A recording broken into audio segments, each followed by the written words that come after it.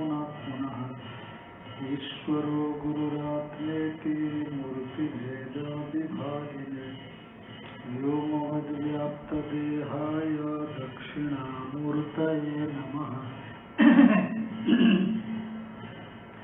ओम शांति शांति शांति। परमात्मा की कृपा से एवं पूज्य गुरुजनों के आशीर्वाद से हम लोग श्रीमद् भगवद गीता का ज्ञान विज्ञान योग नामक 9वां अध्याय पर विचार कर रहे हैं।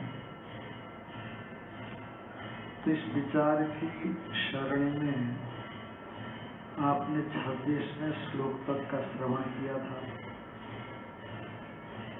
कि लोग तरह तरह के सोपाधिक देवताओं की आराधना करते हैं और उन देवताओं को प्राप्त करते हैं और देवता के उन लोगों की प्राप्ति होती है और वो स्वयं देवता पुनर्जन्म से ग्रस्त है और लोक भी पुनर्जन्म से ग्रस्त है, तो उनको वहां से पुनः आना पड़ता है। तो संसार श्रृंखला उनसे छूटती नहीं है। पर जो भगवान की आराधना करते हैं,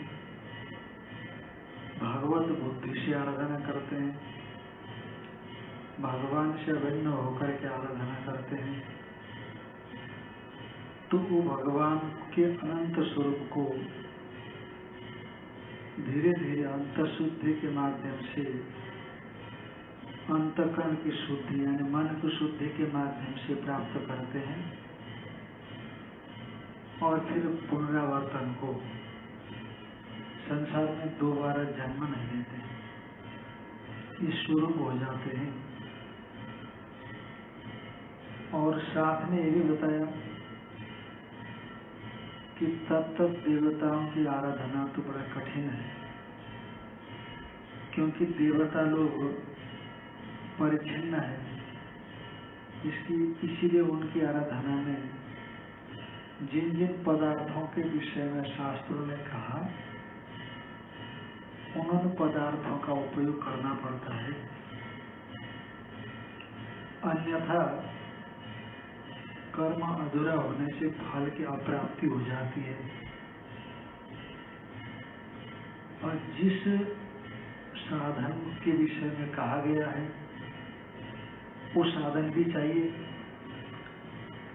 तभी वो देवता प्रसन्न हो जाता है, क्योंकि परिच्छिन्न वाले हैं ना, परिच्छिन्न बुद्धि वाले हैं। पर भगवान जो कि अपरिच्छिन्न है, सर्वरूप है, सर्वात्मा है, इसीलिए उसको कुछ अपेक्षा नहीं है, निरपेक्ष है, अनपेक्ष है। इसीलिए उसको आप किसी भी चीज से प्रसन्न कर सकते हो, चीज से प्रसन्न नहीं कर सकते आप भगवान को। चीज को समर्पण करने की आपके भीतर की जो भावना है, उस भावना से वो प्रसन्न होता है। भगवान नित्य तृप्त है, पूर्ण काम है, आप्त काम है, उसको किसी वस्तु की अपेक्षा नहीं है। पर फिर भी यहाँ कहा जो शुद्ध बुद्धि है, प्रयतात्मना शुद्ध बुद्धि है, यदि वो बड़ी भक्ति के साथ मुझे समर्पण करते हैं, तो समर्पण करते हैं तो उस समर्पण के भाव को मैं ग्रहण कर लेता हूँ। इसीलिए भगवान को कुछ चढ़ाइए, आप पत्र चढ़ाइए, पुष्प चढ़ाइए, फल चढ़ाइए, जल चढ़ाइए। महादेव तो जल से प्रसन्न होने वाले हैं, नर्मदा जल से महादेव का अभिषेक करेंगे, गंगा जल से अभिषेक करेंगे। तो इसीलिए पर है कि भक्ति के साथ शुद्ध बुद्धि व्यक्ति के द्वारा जब भगवान आराधित होते हैं तो प्रसन्न हो जाते हैं। तो इसीलिए क्या करना है, अब 27वें श्लोक में बताते, बहुत ही अच्छा है। यत् करोषि यदश्नासि यज्जुहोषि ददासि यत् तपस्यसि कौन्तेय तत्कुरुष्व मदर्पणम्। अब पहले तो भगवान की प्राप्ति के लिए, आराधना के लिए कुछ साधन का संग्रह करने की आवश्यकता थी, प्रयास करना पड़ता। जैसे पत्ते तोड़ करके लाने पड़ते, फूल लाना पड़ता, फूल लाने पड़ते, फल है, जल है, इकट्ठा करना पड़ता। और भगवान इतने सुविधा का साधन दे रहे हैं हम लोगों को कि आपको भगवान की प्राप्ति के लिए अलग से कुछ करना ही नहीं। बस जो आप कर रहे हो तत्कुरुष्व मदर्पणम्, मुझ में अर्पण कर दो। जो करते हो मुझ में अर्पण कर दो। बड़े ही दयालु है, कृपा सिंधु है।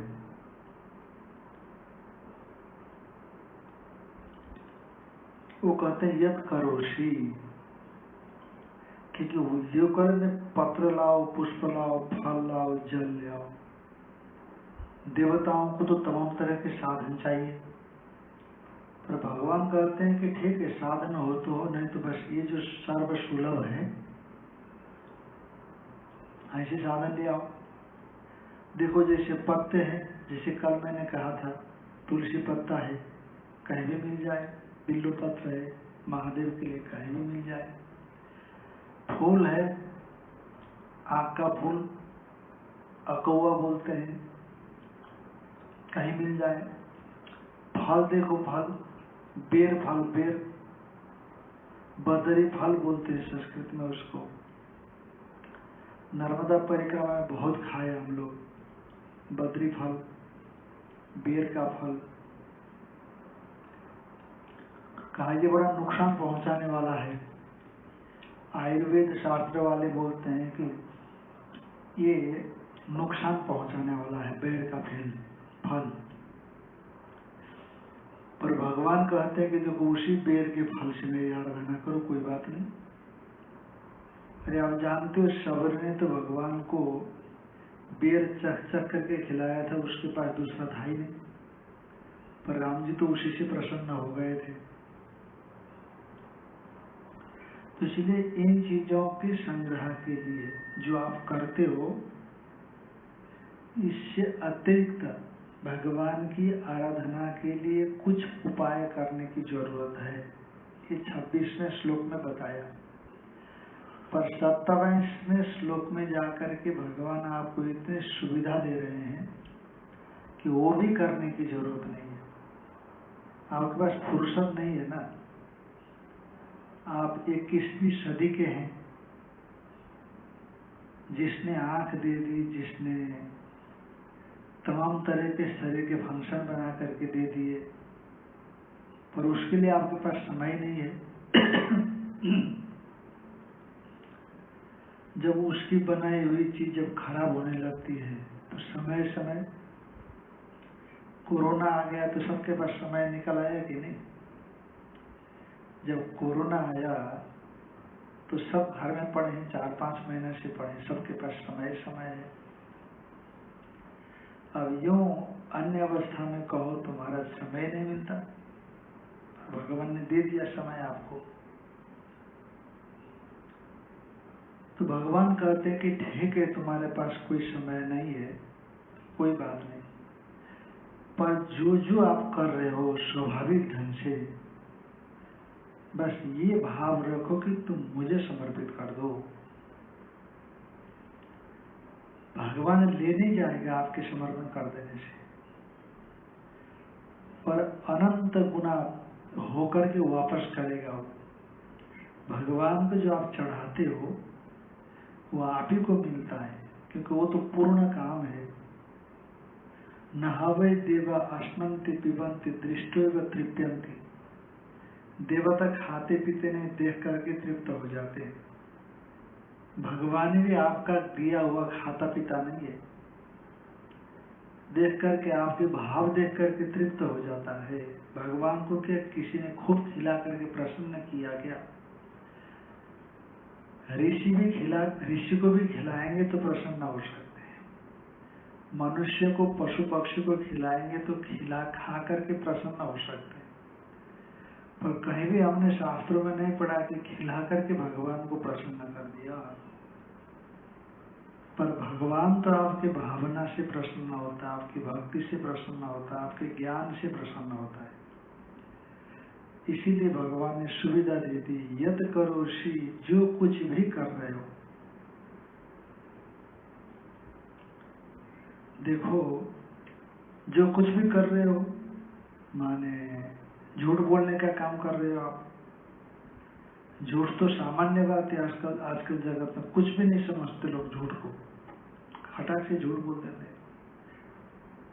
भोजन कर रहा है, सामने वाले ने फोन से पूछा क्या कर रहे हो, कहता अखबार पढ़ रहे हैं। हमने कहा क्यों झूठ बोलते हो, जब भोजन कर रहे हो तो बोलना चाहिए भोजन कर रहे हैं। तो महाराज भोजन कर रहे हैं तो सामने वाला पूछेगा क्या बनाया था, सब्जी, दाल, चावल, रोटी, पूरी, मालपुआ, खीर। अब ये झंझट में कौन जाए? अखबार पढ़ रहे हैं कह देने से बस आगे पूछेगा ही नहीं उस विषय में। क्या कर रहे हो? गुरुजी आए हैं, उनसे बात कर रहे हैं। अब कौन गुरुजी है, कहाँ से आए हैं, क्या बात है? अच्छा, हम भी आपके गुरुजी के दर्शन करेंगे। फिर लंबा चौड़ा हो जाएगा। अखबार पढ़ रहे हैं महाराज, नहीं गुरुजी की बात ही नहीं उठाए, अखबार पढ़ रहे हैं।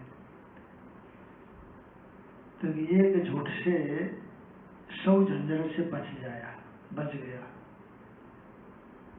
यत करो सी, जो कुछ भी आप करते हो, झूठ भी करते हो, भ्रष्टाचार भी करते हो, ये तो नहीं कहते कि करो, पर यदि करते हो तो तत्कुरुष्व मदर्पणम। महाराज श्री कहा करते थे,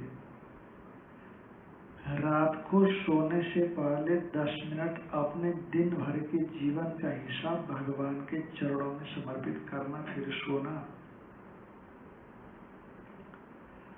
दिन भर आपने जो भी किया, झूठ बोला, सत बोला, दूसरों को तकलीफ पहुंचाई, दूसरे की सहायता की, दूसरे से क्रोध किया, दूसरे को अपमानित कर दिया, दूसरे से अपमानित हुए, ये 10 मिनट तक उसका विश्लेषण करना, उसकी समालोचना करना, और जहां आप सही रहे उसके लिए भगवान को धन्यवाद देना और कहना प्रभु आपने मेरी बुद्धि को सही रखा, इसीलिए आपकी मर्यादा के अनुसार, आपके उपदेश के अनुसार मैं एक काम कर सका, पर इन जगहों पर मैं नहीं कर सका क्योंकि वहां पर मेरा स्वार्थ हावी हो गया, मेरा राग द्वेष मेरे पर हावी हो गए, इसलिए मेरे से गलत हो गया।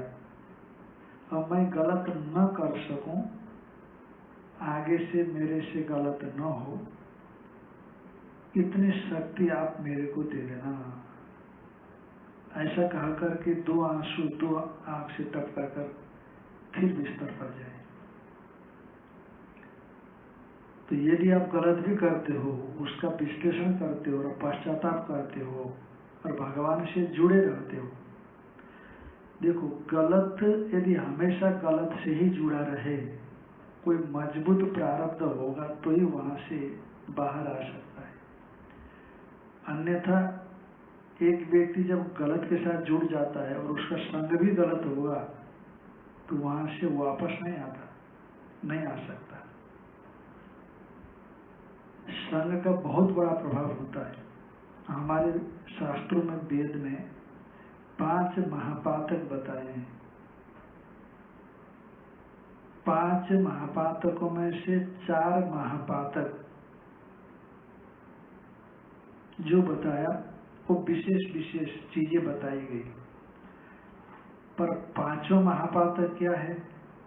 का इन चारों से जिन्होंने महापातक कर्म किए और 5वां जिसने कुछ भी नहीं किया, पर सिर्फ ये 4 किए हुए पापी से इनका उठना बैठना, इनके साथ संपर्क, इसके साथ संबंध है। संबंध का अर्थ बस मिले और बिछड़ गए ऐसा नहीं, लगातार लंबा संबंध रखता है। तो वो पांचवा जिसने महापातक नहीं किया वो भी महापातक ही कहलाता है। संबंध का इतना बड़ा असर होता है। और यदि आप झूठ बोलते हो,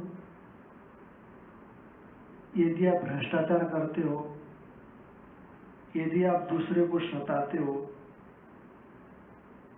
यदि आप दूसरे की निंदा करते हो, पर आप सत्संग से जुड़े रहो, सत शास्त्रों से जुड़े रहो, सद विचार से जुड़े रहो। हम ये नहीं कहते कि इसको एकदम से छोड़ दो, छोड़ नहीं सकते आप हावी कर दोगे तब भी नहीं छोड़ पाओगे, क्योंकि बहुत बार ये चीजें आपके स्वभाव में आ जाती है, आपके हैबिट में आ जाती है। पर यदि ये अच्छे संग से आप जुड़े रहोगे तो एक दिन आपके दिमाग में उस सत्संगति की बात घुस सकती है। ओहो, शास्त्रों में और सत्संग में ये बातें बताई जाती है और मैं क्या कर रहा हूँ।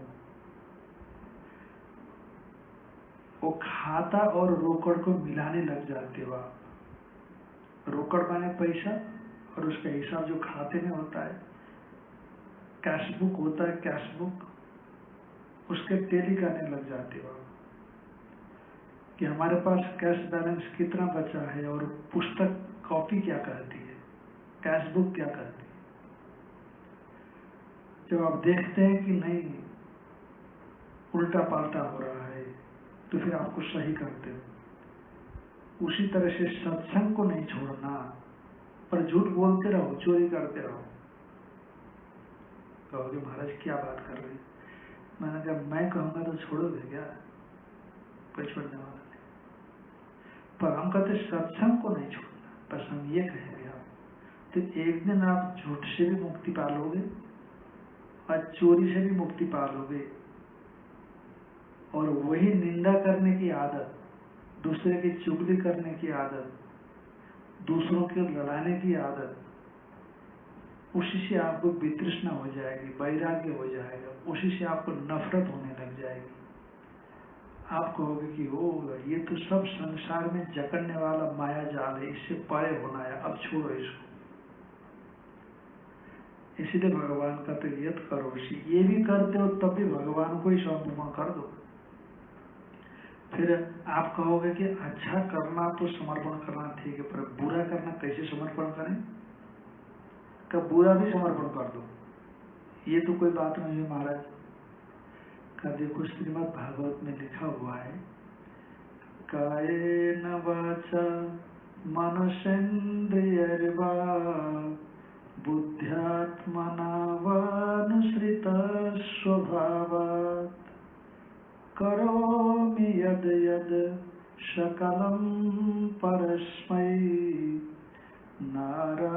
नारायणायेति समर्पयेतत्।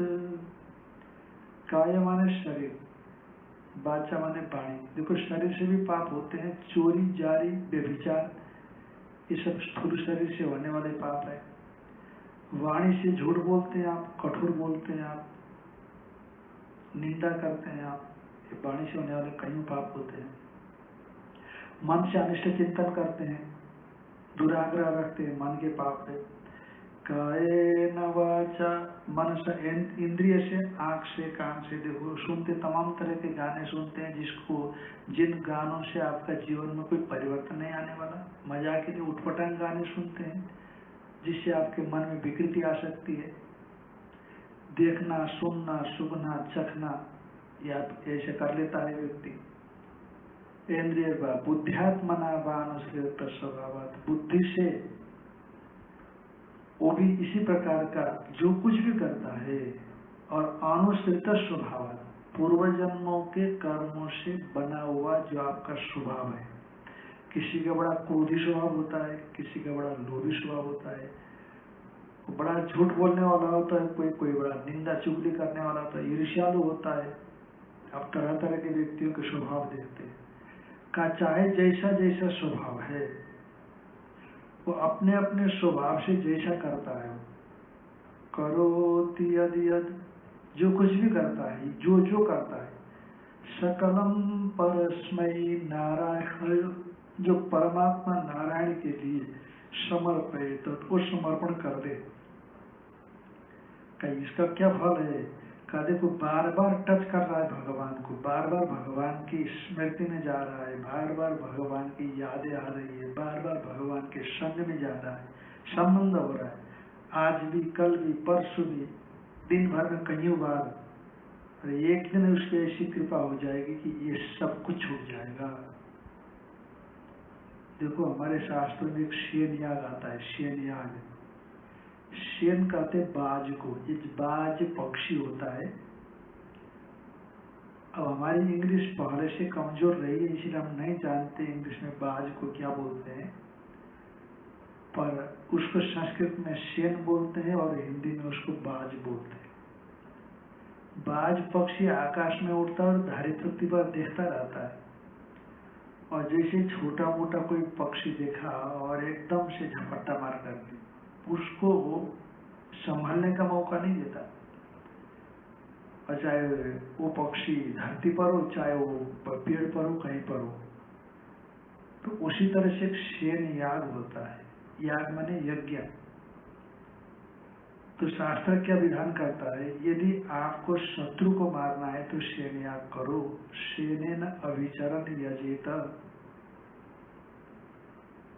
आपका कोई पड़ोसी है, कोई शत्रु है, सीधे जाकर के गोली नहीं चला देना, शेन याग करके मारना। याग करे तो अभिचार कर्म होता, अभिचार, अभिचार में मारने का कर्म। आप कहोगे कि शास्त्र भी ऐसा विधान करता है। अरे शास्त्र तो बचाने की बात करे, किसी को आगे बढ़ाने की बात करे, वो भी मारने की बात करेगा? कहा नहीं, शास्त्र का उद्देश्य मारना नहीं है। जैसे कभी कभी क्या होता है, आप अपने बेटे को कह देते हैं, मित्र को कह देते हैं, जैसे जिससे आपके बेटे से कोई दुश्मनी पालता है पर वो समझ नहीं रहा है, तो बेटा उसी के पास जाना चाहता है, तो माता पिता क्या बोलते हैं, गुस्से में आकर के जहर खा ले। तो माता पिता का आशय जहर खा ऐसा नहीं होता, खा ले ऐसा नहीं होता। कहने का मतलब जिससे जो व्यक्ति तेरे से शत्रुता रखता है उसके पास जाते रहोगे तो कभी भी तुम्हारे लिए नुकसान पहुंचा सकता है, इसीलिए वहां मत जाओ। जहर खा लो का अर्थ हो गया मत जाओ। उसी तरह से शास्त्र शेन याग से जो मारने के लिए कहता है, तो वस्तुतः शास्त्र का तात्पर्य मारने से नहीं है। अब देखो जब यज्ञ करना होगा तो झट मग्न पटशादी ऐसा नहीं होता है, मुहूर्त देखना पड़ेगा। अब अभी गुस्से में शत्रु को मारने के लिए जा रहा था तो शास्त्रीय बुद्धि आ गई, कहते को शेन याग करके ही मार सकते हो, हथियार से नहीं। तो हथियार छोड़ दिया, उदासीन हो गया, परायणमुख हो गया मारने से। तो अब पंडित जी के पास जाएगा, मुहूर्त निकालेगा। पंडित जी कहते हैं भैया तारा अस्त है, और 1 महीना के बाद 15 दिन के बाद तारा निकलेगा, शुक्र अस्त है। अब इस बीच में मान लो सामने वालों ने माफी मांग ली, इस बीच में परिवार वालों ने आपको समझा दिया, इस बीच में आपकी बुद्धि बदल गई, कहाँ इतना बड़ा भारी पाप करने जा रहा था, और फिर आप उस व्यापार से, उस वृत्ति से, उस विचार से स्वयं हट जाओगे। तो शास्त्र का अभिप्राय ये रहता है। उसी तरह से यत् करोषि यदश्नासि, यत् करोषि जो कुछ भी करते हो, यानी आप अपने स्वभाव के परवश होकर के भी, यानी स्वभाव में दुर्गुणता है उसके परवश होकर के भी करते हो, पर उसको भी मुझे समर्पण करो। तो शास्त्र का तात्पर्य दुर्गुण से, दुष्प्रवृत्तियों से विशिष्ट होकर के किए हुए कर्मों को भगवान को समर्पण करो, इससे तात्पर्य नहीं है। इससे तात्पर्य है कि आप चाहे अच्छा हो चाहे बुरा, भगवान को समर्पण करते रहोगे तो ईश्वर के साथ, शुद्ध के साथ संबंध होने से एक दिन आपकी भी शुद्धि हो जाएगी और आप उन दुष्प्रवृत्तियों से, गलत नफरत भरे व्यवहारों से परे हट जाओगे। शास्त्र का ये तात्पर्य होता है। और दूसरी बात क्या है का यद करोसी यदस्नासी, और जो कुछ भी करते हो आप भगवान के लिए करते हो, स्व के लिए नहीं करते। भगवान है समष्टि, व्यापक, सर्वरूप। अब भगवान के लिए आपने किया, भगवान है सर्व, तो सर्व के दायरे में आप भी आए। यदि आपने भगवान के लिए किया तो स्व के लिए भी किया, तो यही आपकी साधना हो गई। पर यदि आप भगवान को छोड़ करके स्वयं के लिए करोगे तो आप अपने मात्र को ग्रहण कर रहे हैं, स्वार्थी बन गए, आपसे इतर सब छूट गए। तो बिल्कुल व्यष्टि के दायरे में आप हो, आप समष्टि व्यापकता के दायरे में नहीं गए, तो वो आपके लिए बंधन का कारण होता है। भुंजते ते त्वघम पापा ए पचन्त्यात्म कारणात्। गीता में भगवान ने कहा जो सिर्फ अपने लिए भोजन बनाते हैं वही पाप खाते हैं, पर यज्ञ शिष्टा शिनसंतो मुच्यन्ते सर्व के विषय। यज्ञ माने परमेश्वर, यज्ञ हुए विष्णु, यज्ञ का अर्थ विष्णु होता है, भगवान। विष्णु माने विस्तृत व्याप्तो धातु। संस्कृत में प्रकृति प्रत्यय बन मिल करके शब्द बनता है, तो प्रकृति विस्तृत व्याप्तो, व्यापक अर्थ में एक शब्द है, उसमें कुछ दूसरा शब्द मिल करके विष्णु शब्द बना। विष्णु का अर्थ है व्यापक, और यज्ञ हुए विष्णु, यज्ञ ही विष्णु है। और यज्ञ शिष्टा शिना संतो, यज्ञ माने भगवान के लिए भोग लगाने के बाद, यज्ञ के समर्पित करने के पश्चात जो बचा हुआ है उसको उपभोग करने वाला, खाने वाला, मुच्यन्ते सर्व के विषय, सभी पापों से मुक्त होते हैं। पर जो लोग भुंजते ते त्वघम पापा, वो पापी लोग पाप का उपभोग करते हैं। ये पचन्त्यात्मक कारण, जो स्वयं के लिए पकाते हैं, स्वयं के लिए बनाते हैं। आप समझ गए होंगे। इसलिए ये भाव रखना है कि जो मैं जो बना रहा हूँ भगवान के लिए बना रहा हूँ। अब कहो कि नहीं मैं तो पति के लिए बनाता हूँ, पत्नी के लिए बनाता हूँ, बच्चों के लिए बनाता हूँ, माता पिता के लिए बनाता हूँ। अरे वो व्यापक है, विष्णु व्याप्त विष्णु है, वो उस सब के भीतर में है, पति के भीतर में है, पत्नी के भीतर में है, बच्चों के भीतर में है, माता पिता के भीतर में, सास ससुर के भीतर में। अरे इनकी आप भगवत भाव से सेवा करोगे तो आप भगवान की ही सेवा कर रहे हो, पर भगवत भाव से सेवा करना, ध्यान रखना। फल देने वाले सास ससुर नहीं है, फल देने वाले पति पत्नी नहीं है, बेटे बहू फल देने वाले नहीं है। फल देने वाले तो सभी के भीतर में बैठा हुआ सर्वाध्यक्ष साक्षी चेता केवल निर्गुणस्थ, जो सभी के भीतर में बैठा चेतन है, वही आपके भाव के हिसाब से फल देता है। इसीलिए चाहे सास ससुर कैसे हो, चाहे माँ बाप कैसे ही हो, यदि आप उनमें भगवत भाव लाना नहीं है आपको। भगवान तो है ही पहले से, भगवान उनके भीतर बैठा है, पर भाव आपके भीतर में बनाना है। उस ढंग से आप सेवा कर सकते हो, तो उन्हीं से आपको भगवान की प्राप्ति होती है। देखो श्रवण कुमार ने माता पिता की सेवा से भगवान विष्णु का साक्षात्कार किया था, पर वो भाव हमारे भीतर में होना चाहिए। उसी के लिए भगवान कहते हैं यत करोषि, आप दोगे तो भगवान का कुछ बनना बिगड़ना नहीं। श्रीमद् भागवत में प्रहलाद जी भगवान की स्तुति करते हुए एक श्लोक गाते हैं, नैवात्मन प्रभुरयं निजलाभ पूर्णो मानं जनाद विदुष करुणो वृणीते यद यद जनो भगवते विदधीतमानं तच्चात्मनि प्रतिमुखस्य यथा मुखश्री। ये भगवान अपने स्वयं के स्वरूप से परिपूर्ण है। जैसे प्रकाश के विषय में सूरज अपने आप में परिपूर्ण है, प्रकाश के विषय में दीपक अपने आप में परिपूर्ण है। दीपक को प्रकाशित करने के लिए आपको दूसरे दीपक की आवश्यकता नहीं होती। उसी तरह से सूरज को प्रकाशित करना हो तो आप दीपक लेकर के नहीं जाते या दूसरा सूरज नहीं ढूंढते, क्योंकि वो प्रकाश के रूप में स्वयं परिपूर्ण है। उसी तरह से भगवान सभी अर्थों में परिपूर्ण है, निज लाभ पूर्णो।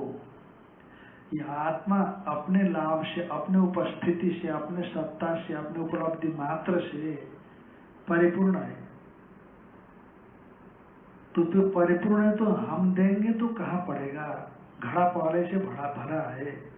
अब गुरु जी को हम भी चढ़ाना चाहते हैं, घड़ा तो पहले से भरा है, कहाँ चढ़ाएं? दूसरी जगह चढ़ाने का ही नहीं। तो कहते हैं मानम जनाद विदुष करुणो वृणीते। फिर भी जो अज्ञानी भक्त लोग हैं वो बड़े प्रेम के साथ, भावना के साथ भगवान को देते हैं, तो उनके पदार्थ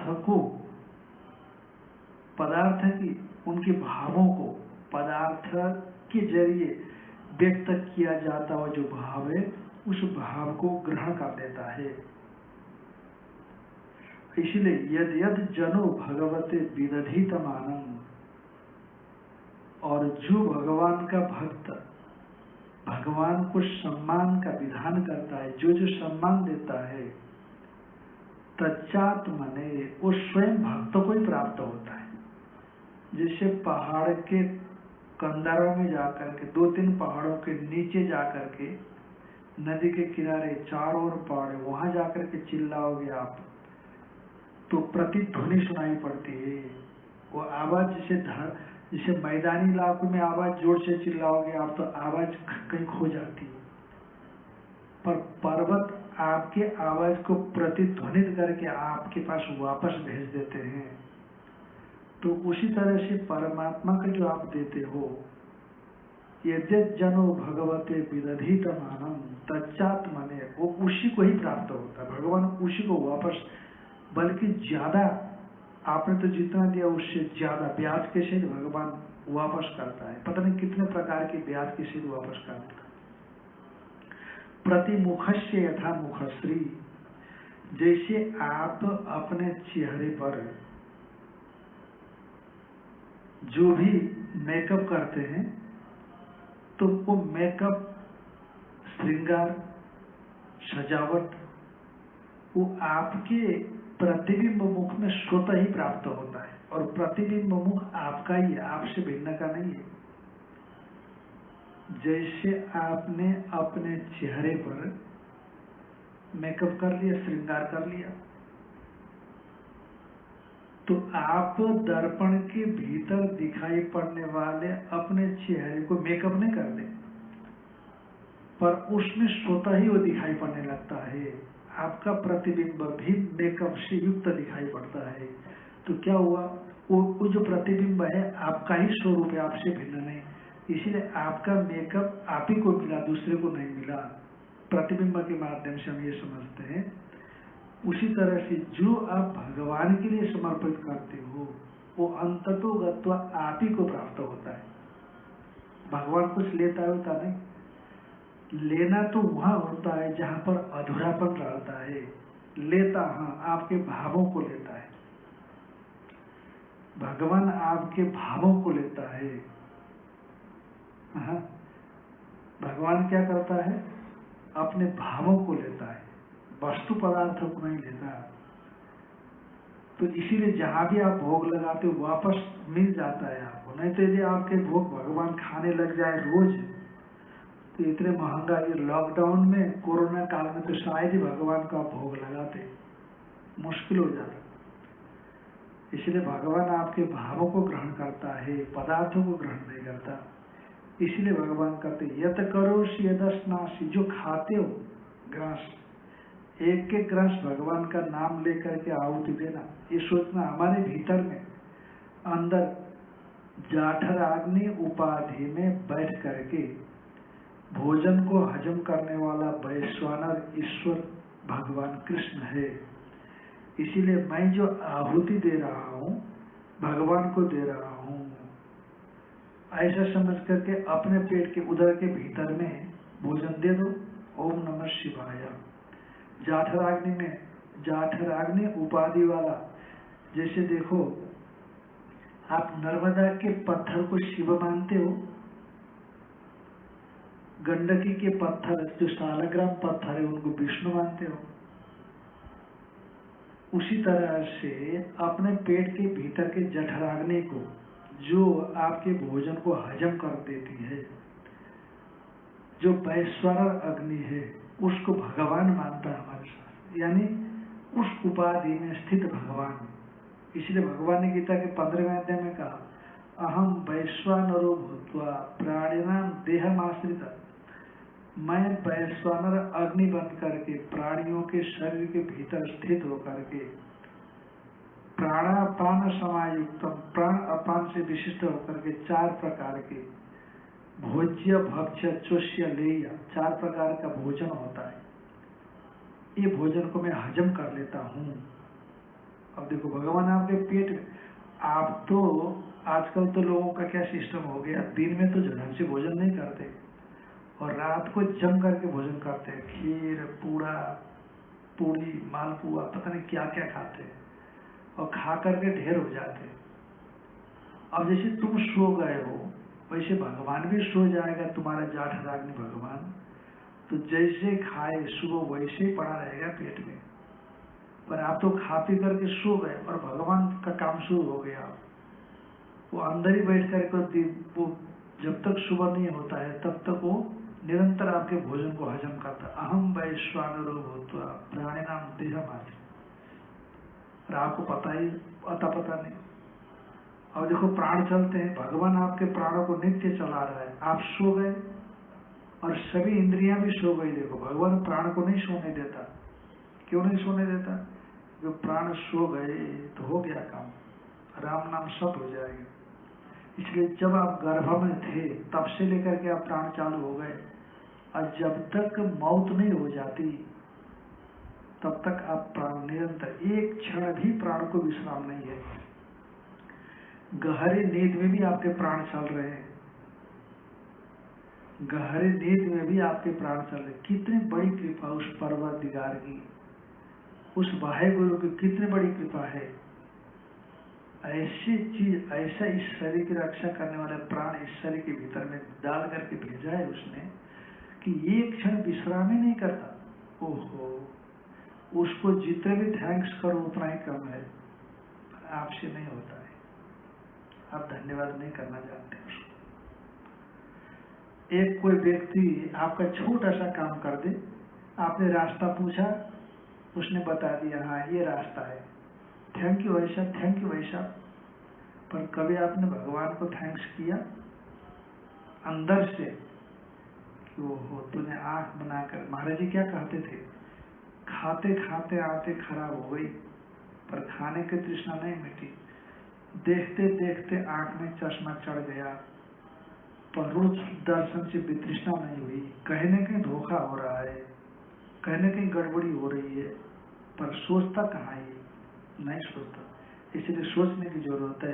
तो भगवान यही कहते हैं यत करोषि यदश्नासि, जो करते हो और जो खाते हो तभी भगवान को ही समर्पित करो। ये जोशी आहुति देते हैं, किसी फल की अभिलाषा से आहुति मत देना।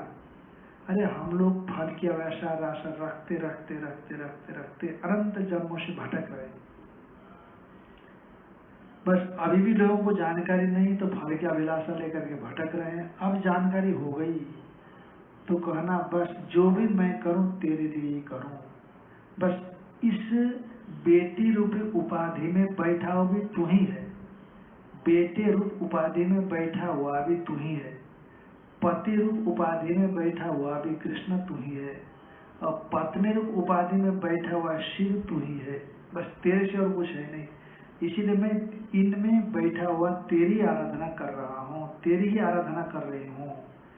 बस इस भावना से उसकी आराधना करो, आहुति दे दो। यद जोशी ददासी, यद जो भी देते हो, यज्ञ में दक्षिणा देते हो या कहीं किसी को भंडारे में दक्षिणा देते हो, भोजन करा देते हो, या किसी को मंदिर के बाहर मांगने वाले को देते हो, धुतकार करके मत दो। अश्रद्धा अधेयम, अश्रद्धा पूर्वक बड़ी श्रद्धा लेकर के जाना है। यदि वहां कोई कमी भी दिखे, वो बीड़ी पी रहा है तो उसको ध्यान नहीं देना, नहीं इसके भीतर में भी कृष्ण ही बैठा है, इसलिए बड़ी श्रद्धा से भाई साहब बहन जी इसको ले लो, बड़ी श्रद्धा से। ऐसे फेंक है ले है बच्चा सुन ले जा, ऐसा नहीं।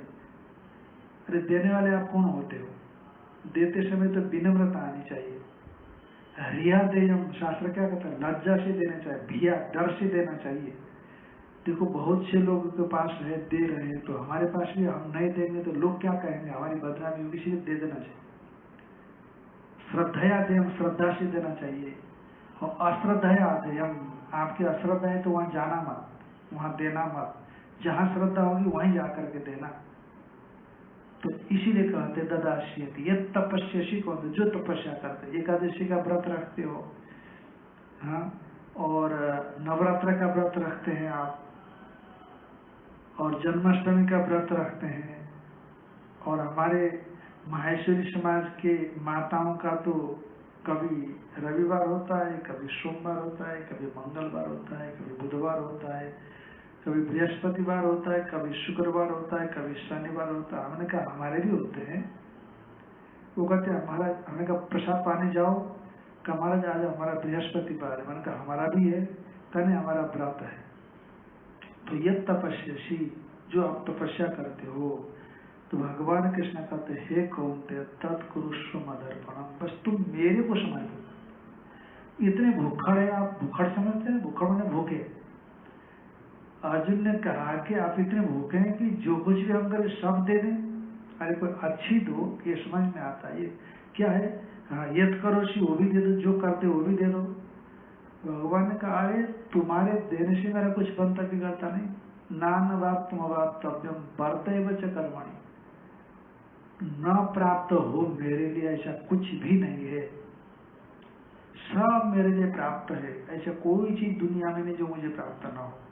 पर फिर भी अज्ञानी लोगों को रास्ता दिखाने के लिए मैं कभी राम बन करके आता हूँ, तपस्या करता हूँ, कभी कृष्ण बन करके आता हूँ, लीला करता हूँ, कभी परशुराम बन कर आता हूँ, अत्याचारियों का संहार करता हूँ, तो कभी क्या बन करके, कभी क्या बन करके आता हूँ, ताकि लोगों को सन्मार्ग की ओर डाल करके परमेश्वर का जो वास्तविक शुद्ध स्वरूप है वहां तक लाया जाए।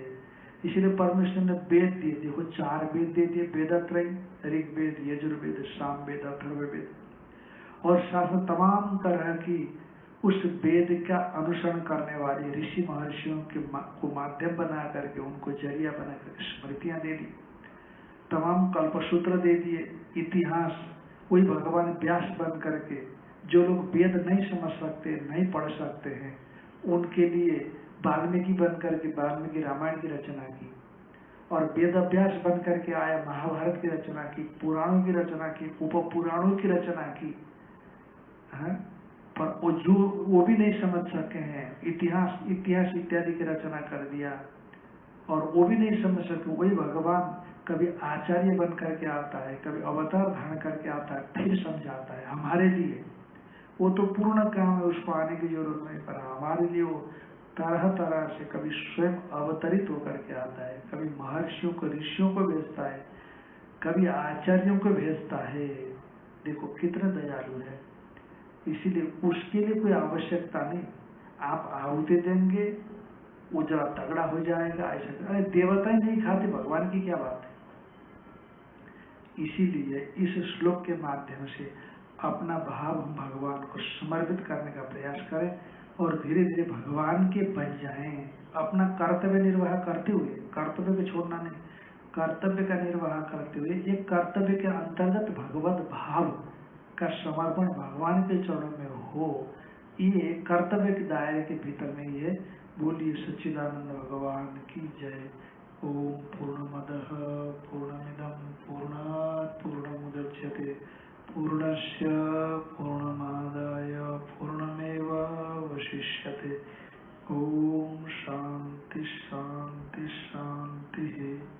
शंकरं शंकराचार्यं केशवं बादरायणं सूत्रभाष्यकृतौ वन्दे भगवन्तौ पुनः पुनः। ईश्वरो गुरुरात्मेति मूर्तिभेदविभागिने व्योमवद्व्याप्तदेहाय दक्षिणामूर्तये नमः। ओम शांति शांति शांति।